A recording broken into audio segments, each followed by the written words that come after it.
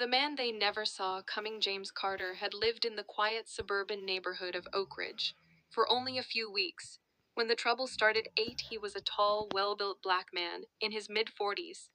With a calm demeanor and a sharp mind, he had worked hard to achieve everything he had. Graduating at the top of his law school class, serving as a federal prosecutor, and later becoming a respected defense attorney. But to his new neighbors, he was just a black man who didn't belong at first. It was the stares. Then it was the whispered conversations that would suddenly stop when he walked by soon. The hostility became more, open cars slowing as he pulled into his driveway, people crossing the street when they saw him, and even passive-aggressive comments from a few neighbors. Then came the real trouble. One evening, James returned home to find racial slurs spray-painted across his garage door. His heart pounded with anger. But he kept his composure. He had faced racism before. But something about this felt different. It wasn't just ignorance, it was malice. Instead of reacting immediately, James did what he did best. He gathered evidence. He installed security cameras around his property and started keeping a record of every incident. The next day, he painted over the graffiti. But he didn't let it go. A few nights later, he caught them. On his security footage, two middle-aged white men, his neighbors, were caught red-handed, defacing his property against one of them. Greg was a local businessman, and the other, Carl, was a retired police officer.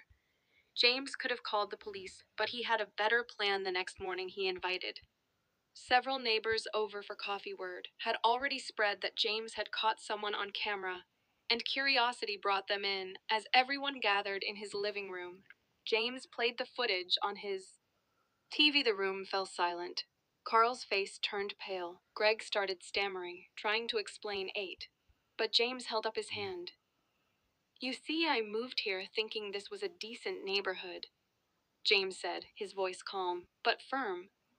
"I believed that people here would judge me by my character, not my skin, but some of you decided to test me. You didn't know who I was, and you assumed I was someone you could intimidate."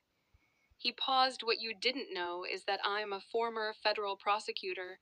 I know the law inside and out, and I have enough evidence to ensure both of you face hate crime charges." Greg and Carl exchanged panicked glances. Some of the other neighbors shifted uncomfortably. But James continued, "I believe in second chances. So here's what's going to happen. You're going to publicly apologize, and not just to me, but to the whole neighborhood, and you going to make a donation to an organization that fights against racial injustice. If you refuse, you'll let the law take its course." Greg and Carl knew they had no choice. A few days later, they stood in front of the entire neighborhood, apologizing for their actions. James didn't expect them to change overnight, but he knew fear had taught them a lesson they wouldn't forget. From that day forward, the neighborhood dynamic shifted. Some people still kept their distance, but many others started making an effort to know James. They saw him not as a stranger, but as a man who stood his ground with intelligence and integrity. James hadn't just moved into Oak Ridge, he had claimed his space, and everyone knew now he was not a man to be underestimated.